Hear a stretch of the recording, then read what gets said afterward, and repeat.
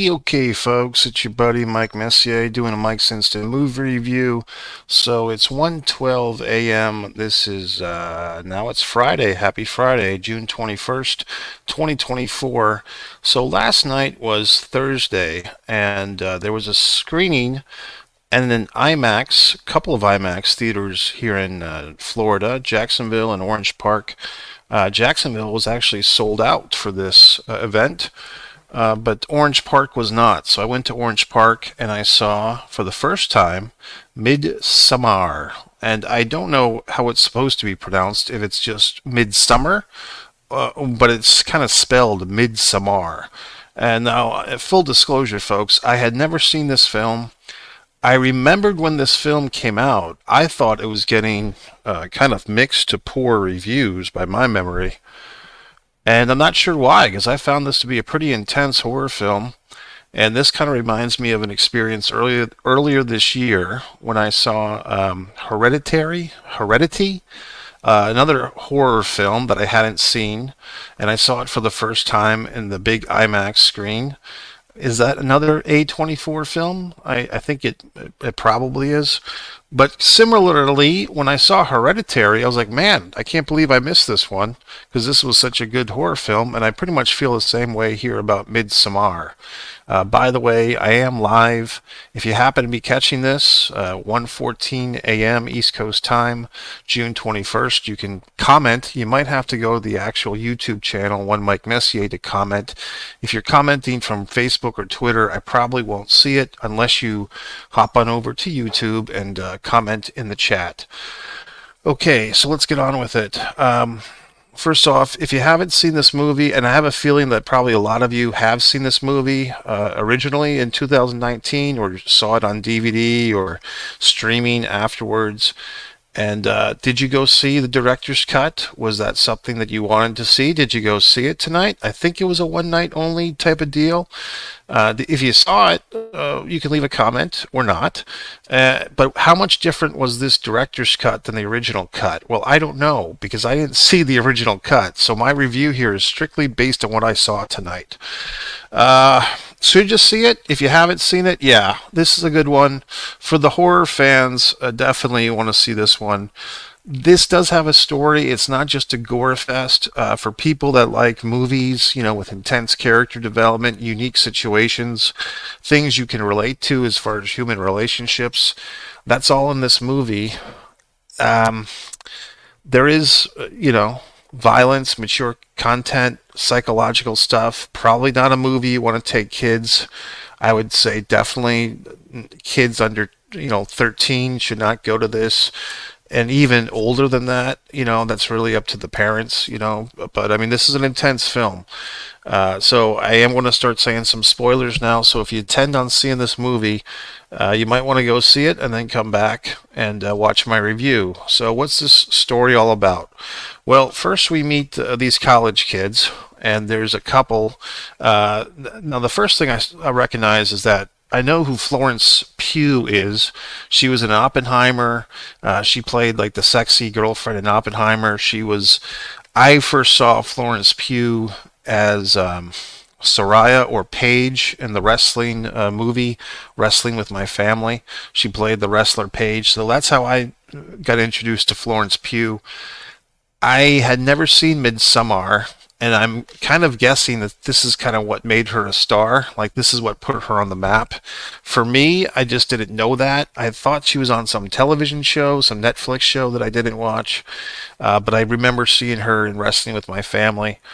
And the other characters, in the 5 years since this movie has come and gone from the theaters, I don't know if the boyfriend character, actor Jack Rayner, or the guy that played their host, Pele, Wilhelm Logren, I don't know if he's become a big deal. William Jackson Harper is 4,000 something on the star meter. He played Josh. Will Poulter, I did recognize from We're the Millers because he's like this young guy. I guess he's like 22 now. but he does kind of have this face for comedy. The kid that played Mark, because I do remember in the We Are the Millers that he played the son that was watching, I guess his stepmother Jennifer Aniston's strip or whatever it was. Beyond that, I really didn't recognize a whole lot of actors. I'm looking through the listing. It says Archie Matakewe played Simon, and I guess he was the lead guy in Gran Turismo, which was a movie that I did see, and I did like that one. So he's done something for himself, and so on and so forth. So we meet these. This is. I'm going to tell you some of the things I liked about this movie. What I did like about it a lot was that it set the tone for the movie of horror. That our lead central character here, played by Florence Hugh, Danny, she's going through some intense shit before we even get to the horror. And basically, she's having a panic attack. We initially think it's just like typical young woman, college girl shenanigans. She's worried about her boyfriend hating her.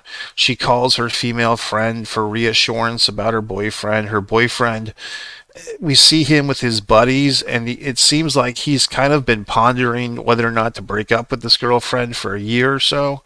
And he's just been on the fence, as one of his friends say. And it seems like he doesn't really want to be with her, but at the same time, he's either too lazy to break up with her, or he's fearful that she'll have a panic attack and maybe there's never a good time to break up with her. He's kind of playing that game. Maybe he's one of these people that wants to be pursued, and he likes the fact that she's like really into him, and even if he's not that into her, he likes that power dynamic. He likes having that control over her. It's a pretty dysfunctional yet pretty typical college relationship. And for her part, Danny's part, she's really concerned about her sister. And I thought this was a really interesting thing with this movie. The whole thing with the sister, being bipolar, and basically, I guess what we see is that the sister has gassed both herself to death and her parents to death, meaning Danny's parents as well. So the kind of opening 10 or 15 minutes of this movie, we have like a mini horror film of, the sister has killed herself and her parents, and now Danny is left alone in the world. She has no parents, she has no sibling, and I guess we kind of have to pick up the pieces, because I don't know if this is just in the director's cut or whatever, but they kind of hop along things pretty quickly. But we're able to figure out that maybe out of guilt or sadness, the boyfriend has stuck with her through this time. I guess he's a nice enough guy that he's not going to break up with her when she's going through this trauma and tragedy of her whole family being deceased, a murder suicide. He's not going to dump her now, so at least he's that type of guy. And in the meantime, we've discovered that this was a pretty interesting quick cut. Like, we go from the night of the murder suicide of Danny's family. Then she goes to sleep. She cries herself to sleep. The boyfriend Christian is there with her. Interesting name, by the way, for his character. I'll get into that. He kind of rocks her to sleep. The next day they wake up, and he's like, "Hey, I'm just going to go to this party for 45 minutes." Because, it seems like this guy is just kind of an average Chad. He's just kind of an average guy who just, he just wants to be a dude and just hang out with his friends and just go out with an easy, regular girl without all these problems, right? So he's got one foot out the door the whole time he's with this girl. And she's like, "Hey, I'll go to the party with you." And he's like, "Really?" But he takes her to the party, and that's where our big catalyst moment occurs, where it's revealed that Christian's buddies, and this is where we meet Mark Pele, who's the guy from Switzerland, I guess is where the country is. North Sweden, not Switzerland. And Josh, they're all going to go to Sweden for the summer for, like, I think they said a month and a half. And this is all news to Danny, the girlfriend. She didn't know about this trip, or she didn't know that it was a done deal. And we see this several times with the Christian character, the boyfriend. He's always kind of caught between his buddies and his girl. And it seems like his real heart, where he really wants to, lay his loyalty, is with his dudes, with his guys. Because he does, it's pretty clear to the audience that he wants to break up with her. And he's really just going through the motions with her. And she is very cute, very pretty.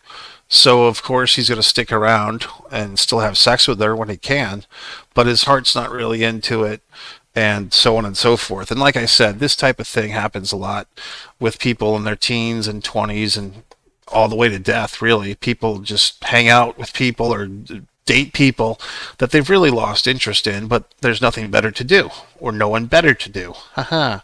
So moving forth, she basically, I wouldn't say she invites herself, but she has like this whole nervous attack on him because he didn't tell her about the trip. And then he tries to play it off like, well, I was going to invite you to the trip, but you ruined the surprise. So we see that this is a trait of this guy that's going to come back later. Whenever he kind of fails at Boyfriend 101, later on he'll forget her birthday. He tries to cover his tracks and say it was going to be a surprise. I didn't forget, So now he's going to invite her to go to Sweden, and when he tells this to his boys, his fellas, Mark and Josh are not too excited about it. They see her as dead weight. They see her as kind of ruining the fun. But the host guy, Wilhelm Bluggen, the actor who was playing Pele has a thing for her, which is pretty obvious the way that he's looking at her the whole time. He's got his real hard on for this his buddy's girl, my best friend's girl type of thing. He's got a real thing for her, and we'll find out why. Another real interesting thing is that Pele tells her that his parents are dead too. They died in a fire, which we can let our imaginations figure what happened to Pele's parents. She runs off to the bathroom, and then boom, we're in the airplane of them all flying to Switzerland. So the interesting thing here is, with that cut especially, there was a couple of times in this movie where time is sped up. Like the audience knows that they're all going to have to go to the airport. They're all going to have to buy tickets. And so they don't have to go through the painful process of showing that. They don't even go through the painful process of showing her, debating whether or not she wants to go on this trip. We just see her, now she's on the trip, for better or for worse. We see that she and the friend Mark character, who's pretty crude, he's pretty just like a typical college guy looking to get laid and so forth. They don't get along very well. There was a lot of good things in this movie where just the facial expressions of the characters, or the way that the characters interacted with each other, we knew what they were thinking. We, being the audience, knew what they were thinking without the dialogue having to spell it out. And that's good direction and good acting, and essentially also at the beginning of it is good screenwriting.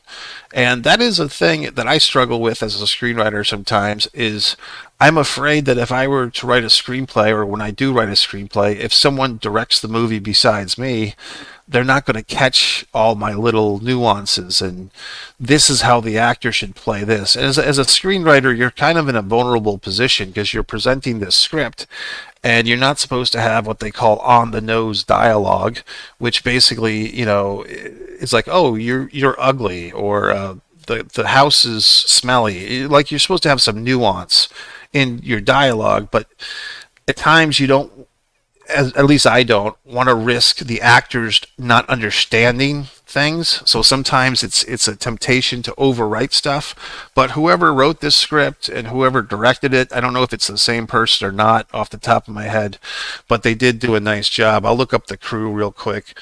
I'd like to do these, as you might know, I typically do these reviews from the comfort of my own car right after the movie, but this time I decided to do this live interactive version. So Ari Aster was the writer and the director. Oh God, here you fucking go. So this is the same guy that did Hereditary. Now, what did you see at the beginning? If you saw the beginning of this review, I was just saying that this movie reminded me of Hereditary, and it's the same writer and director. Now, it's funny because I knew that they were both A24 films, And when I was watching this movie in live time, I did feel like the ending was very similar to Hereditary. If you've seen both movies, you know what I'm talking about. So like I said, folks, this is the first time I saw this movie. I did not realize that this Ari Aster guy is it a he, is it a she, is this person like the new top dog in horror films or whatever the fuck? But I guess I have to give him credit because he's making some good movies. He also made, I just looked up his IMDb, Beau is Afraid, which I did see that movie in the theater. I like that movie. Dream Scenario, I did not see that. This guy looks like he's about 45 years old. No, it says he's 37 years old. Good for him. July 15th, 1986. So this guy's got a pretty goddamn good career going for him. I'll say that. So at least he's made two classic films, and I'd probably say that Beau is Afraid, which I did see, that was a pretty good one too. That had Joaquin Phoenix in it. Okay, so now that I've romanced this guy long enough, let's go back to our review here. Um, Other things that I liked about this movie, first of all, there's nothing more annoying than a crying baby. And there's several scenes where the characters are all put in this bunk, like this giant barn, and like it looks like 10 or 15 people are sleeping in the same barn with like cots. And the whole night they're sleeping, I don't remember seeing the baby, but there's some baby crying all night, and to the point where Danny has to take a sleeping pill to sleep. But there's some real annoying stuff here, like things that are kind of horrible, like horrifying. Crying babies, relationships that you don't know if you're coming or going. For me, maybe not for you, traveling to other countries, it's like something I don't even want to do. Like people get excited, oh, we're going to Europe. I don't want to fucking go to Europe because I don't trust that I'll come back in one piece. You know, people that get all excited about going to some foreign country and hey, look, if I was in Europe, I wouldn't want to come to the USA either. You know what I mean? It's just I don't trust other countries' laws and legalities and what you can do here, what you can have on you here, you can't have there, or customs is going to screw you, or a bunch of people are speaking a language that you don't speak or I don't speak. So I pretty much stick to the good old US of A. And, you know, if I was a Frenchman, like I am French ethnicity, but if I was born in France, I'd stay in France. You know what I mean? Like I'm just going to stay in my home country where at least I have a shot of some type of freedom or some type of help if there's something going on. But these people go to fucking Sweden or Switzerland, wherever the fuck they go, and that's I don't do that. I don't go to Sweden. So that's the first thing. I don't go to these weird countries. You know what I mean? I stay in my own weird country. So the other thing that I have a fear of or I don't like is I don't like to go in someone else's vehicle. I don't like to be anywhere where I can't leave. Like if I'm someplace and I don't want to be there, I have to have my vehicle and my keys and enough gas in the car to get the fuck home. That's just me. Like I don't want to trust anyone else. I'm not putting my faith into your hands. I did that enough in my life. I'm not going to do that now. So if I go somewhere, 99 times out of 100, I'm driving myself. And if other people want to go with me, maybe. But I don't trust other people. And that's where our Danny and the other characters get into trouble, is they trust this weirdo, Pele, with their lives, you know? And then another fear, I think that's a good founded fear, is like, you know, other cultures, cultural differences, cults. You know what I mean? And that's what these poor people find out. Now, as far as the pagan stuff, like I said, folks, I'm coming in real cold on this. I don't know if this movie has like spawned debate or if there's like pagan people that didn't like this movie because they felt like this movie was showing a dark side of paganism or whatever the fuck, or I don't know if Swedish people didn't like this movie, but I'm betting there's like a whole conversation about this film that I've missed out on, as far as like some of these religious ceremonies and so forth and these customs, because once again, spoilers, but we're seeing that they make a joke about it. What happens when you turn 72? And Pele tells us that when the people in this cult turn 72, they kill themselves. So it's intense, and we see that we see it coming. We as the audience, we know that we're seeing a horror film. So at the point we get to, we've only seen Danny's family get killed, but we know that there's more to it than that. So we're going to see these suicides, which were really quite intense. And I found myself watching, like sometimes, like for instance, in this movie, they do a thing where they cut the hands of the old people before they kill themselves. So I kind of like close my eyes because, as I've told you in my other horror film reviews, cutting of hands and feet, I can't watch that. I'll watch a gunshot to the chest or the abdomen or someone getting stabbed or a slit throat is fine, but don't show me a foot or a hand getting like a finger breaking I hate that stuff. So anyway, but when first the old lady jumps to her death, and like the way that they did the graphic makeup of her head getting bonked in, smashed in, squished in was pretty impressive. And then the poor old guy, the old timer, he jumps, but then he doesn't hit his head first. He like gets what do you call that? A compound fracture of the leg where your leg's all fucked up, but he's still alive. And they come over with this giant mallet and smash his head in. So at this point, most people would be looking for the door. And there is this other couple, the actor guy from that other movie, the car racing movie. He wants to take off, him and his girl. But then we kind of find, and now we're getting to maybe my fatal flaw in this whole film. I'll get to it in a second. But we see that the characters that try to leave right away, like the other Americans, I think they were actually a British couple, they're trying to leave. And we're discovering that when they try to leave, they're basically getting killed. So that's the character of Simon, and I guess it was Connie, played by Ella Torchia, was the girlfriend. So they're trying to leave, but we find out that they're getting killed. And here's my little complaint about this movie, as much as I liked it. I think with a really good horror film, there has to be some... Well, it doesn't have to be, but there can be some opportunities for the main characters to get free.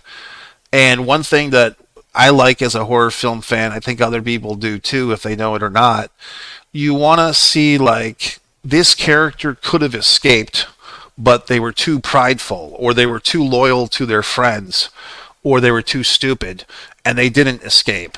But in this one, what we're learning is once they're there at the compound or the Swedish cult place, once they're there, they're not getting out. So there's really no one here gets out alive type of deal. So that's where we see the real terror from Florence Pugh, her character of Danny, because she's kind of, and her character has been like this the whole movie, which I thought was very good and consistent. Like she's always kind of been the victim. She's been the victim of her sister's bipolar. She's the victim when her whole family's dead. She's the victim of this relationship with Christian, the boyfriend, that he doesn't really love her, but he's not man enough to break up with her and let her go. So she's always kind of in the back seat. And as bizarre as it is, and this is probably where the ambiguity of this movie comes in, and probably I'm guessing that for 5 years people have been debating this, I just haven't been part of the debate, is she happy at the end of the movie? Because at least with this director's cut, we kind of end with her, that headpiece, she's the May Queen, I think they called it, and she's smiling. Well, is she smiling because she's happy that she just had her, pseudo boyfriend killed? Is she happy because I don't know if he was going to be permanently katanified, like is he ever going to be able to move his arms and legs and stuff, and his neck? I mean, because basically at jumping ahead to the end of the film, her boyfriend's been poisoned so that he can't move his body, and they put him in this bear suit. And she has the choice. She gets the Sophie's choice of which person dies. It's either one of the normal, so the regular members of the cult, the family, as they called it, or one of the visitors, and she basically chooses that the boyfriend that she came with is going to die. Now, maybe she's thinking it's a mercy killing because they're going to torture him anyway, or maybe he's never going to get his body functions back, so she might as well kill him. Or is she killing him out of spite? And here's the other thing that I wasn't clear on. At the end of the movie, we see her, and she's like the Maid Queen type of deal, and she's got this very elaborate costume. The costume is cloaking her body. We do see her face, but I was curious, has her body somehow been attacked? Like have they screwed her up and we just don't see it because she's covered in this regalia, this giant outfit? And it wasn't clear to me if she still had control of her limbs, her body, or had she been brutalized and she could still speak and still move her face, but her body was maimed. I couldn't tell at the end. So I think what the point of the movie is, once she's been through hell with all this craziness, has she accepted her fate to be part of the family? As horrific as some of their rituals are, now she knows when she's going to die. She's going to die at age 72 like everybody else. But does she accept this? Does she want to be here? Or does she just want to live? And like maybe she's thinking, well, I'll survive this nightmare, and when they're not looking, I'll take the truck into town and get the fuck out of here. So I mean, she's the one of all the people that are on this trip, all her college friends, and they're not really even her friends, but only one has survived, and that's the host guy. But boyfriend Bobby there, Christian, and it is interesting that they named him Christian because obviously they're in a religious situation where it's anything but Christianity. So he's there. He hasn't really fought for them to leave. He's got. I did like the debate that he had with not Mark, with Josh, because Josh takes his anthropology very seriously, and I did like, in the director's cut at least, Josh has like this 1 minute monologue where he basically is like, I'm the real academic, you're just sniffing my jock. He's saying that to Christian, his pal, and they're arguing about who gets to do the thesis, the master's thesis on this cult. So I thought that I kind of like that when this is not quite an ensemble movie. I wouldn't call it that, but I'd say that this is somewhere between a movie with central characters that dominate. It's not to that extreme, and it's not to the ensemble extreme. It's somewhere in the middle, where mostly it's Danny and Christian's movie, mostly Danny, and then Christian as the 1B, the boyfriend. But then the supporting characters of Pele, Josh, and Mark, they all have like some good character development as well. So I mean, I really like this whole movie. As like I said, the only thing that could have, if I had to fiddle fuck with the script, the only thing would be Danny never really has an opportunity to escape that she either doesn't take or she screws up. At least with this director's cut. I haven't seen the original cut. So as far as I can remember, once she's there, she's done. Like she's either going to be part of the family, which is what happens, or she's going to get killed. What else? The inbred character, I mean, that was pretty intense. And the inbred character is the Oracle. And when this young girl, she's 15, but she is like registered, I guess, to have sex, and so so the Christian guy decides he'll take the one night opportunity because they are aware that they can't inbreed forever in their little cult, that they have to get some new blood into the blood pool, which is pretty smart for a cult because a lot of cults are kind of dumb. So I mean, for this cult to realize, for them to continue to exist, they have to bring in outsiders to impregnate some of their women so that they don't all fuck each other's cousins. So they're smart enough to get her in there, and gee whiz. So but yeah, that whole sex scene towards the end, if you saw the director's cut, like I said, I don't know if they showed this in the original cut, but this Christian is brought in to basically inseminate the young girl, which would be statutory rape by most countries' standards. But over there, at least with this cult, it's part of the plan. And all the other women, or at least 10 or 12 other women of various ages and sizes, are all standing around naked, kind of singing and chanting and actually like helping the sexual intercourse. So it's a pretty insane, fucked up scene. And Danny catches a glimpse of it, so maybe that's why she's she's killing Christian, because she didn't like that he was taking part in this situation. The other thing that I got from this movie, another element of horror that I find to be horror, I don't like not having control of my mind. And people that take drugs, I mean, look, do whatever you want, but I just think it's really stupid because I'm not going to trust some goddamn pill that I don't know what's going into it, whether it's some poison or fentanyl or acid or whatever the fuck it is. Why would I trust some goddamn weird drink that some weirdo gave to me, whether that's here in the States or somewhere else? So, the whole, I don't want my mind to be altered. My mind is altered enough on its own. I don't need the help from some goddamn magic mushrooms or some smelling white out or whatever the fuck. But in this movie, Danny feels the peer pressure. She doesn't want to be the stodgy girlfriend that's ruining all the boys' fun. They all hate her already. So she does do the drugs, and that starts her off. So, I mean, the baby crying, the drugs, the not having your car, being in a foreign country, my God, all these things that I hate. So she's going through all of it. What else can I say about this movie? I mean, it does make sense now that now that I saw this movie. This movie came out a year after Hereditary. I loved Hereditary. I did think with Hereditary, the ending kind of came out of nowhere.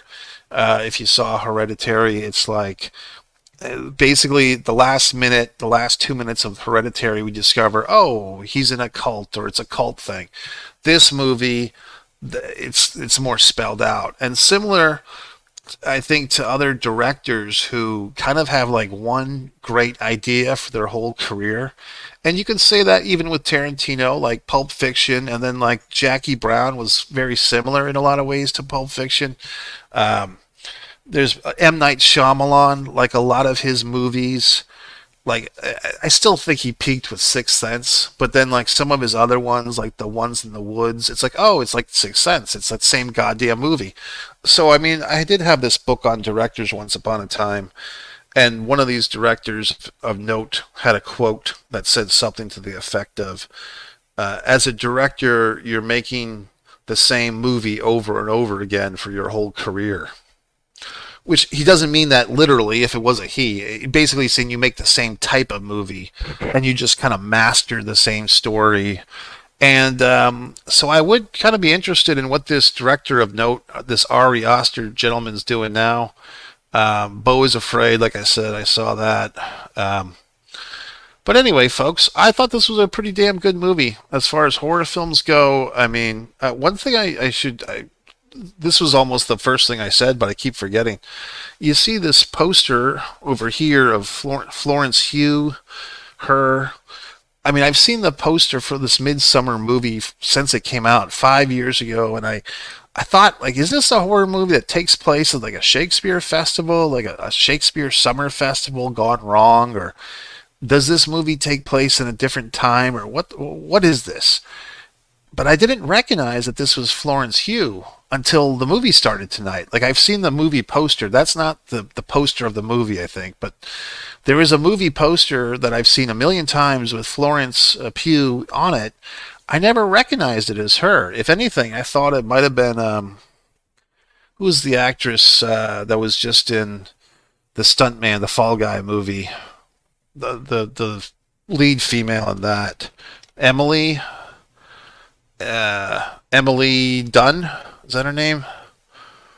It's Emily Blunt. So if anything, I thought it was like Emily Blunt was in the poster of Midsommar, but it's not Emily Blunt. It's this lady. It's her, Florence Pugh.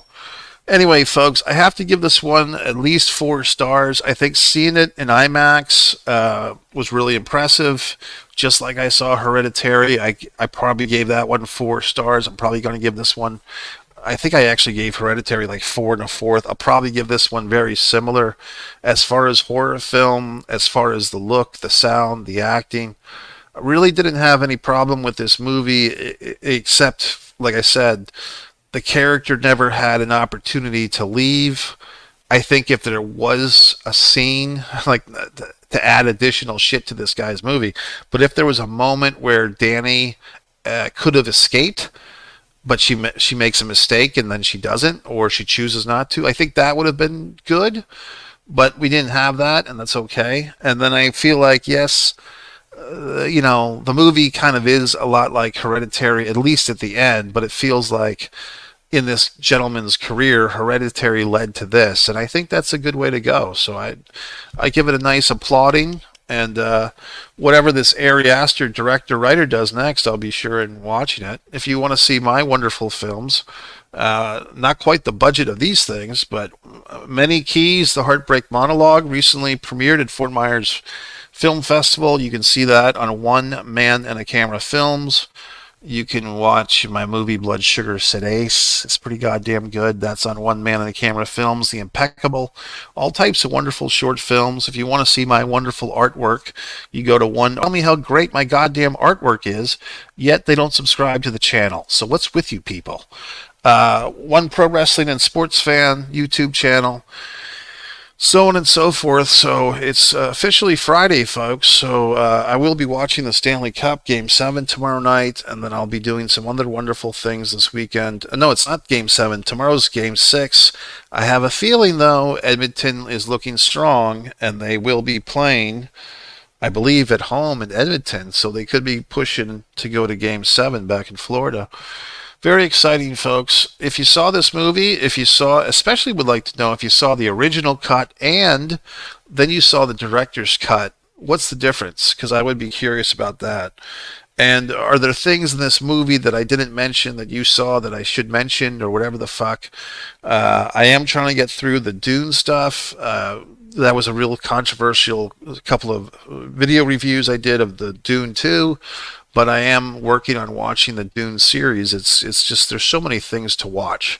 Okay, folks, I'll talk to you later. MikeMessier.com.